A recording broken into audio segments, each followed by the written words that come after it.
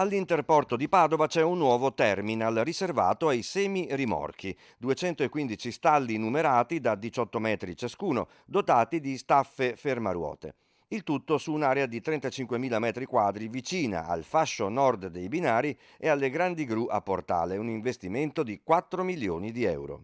È un passo importante per l'Interporto di Padova, ma per tutta l'economia veneta, perché questo ampliamento del servizio ai semirimorchi è una cosa che va nella linea della sostenibilità, perché tirare via dalla strada e quindi trasportare tutta questa merce da gomma a ferro è una cosa veramente innovativa. All'inaugurazione a distanza del nuovo terminal ha partecipato in videoconferenza il ministro per le infrastrutture Enrico Giovannini. Anche dalla regione l'approvazione per la struttura.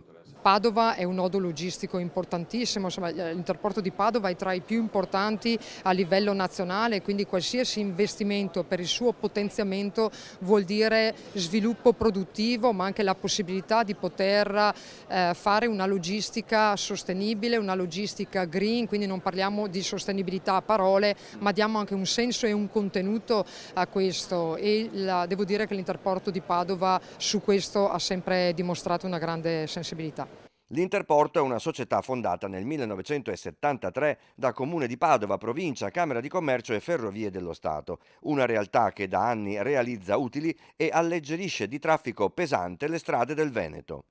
È un'azienda pubblica, sottolineo pubblica, che va benissimo.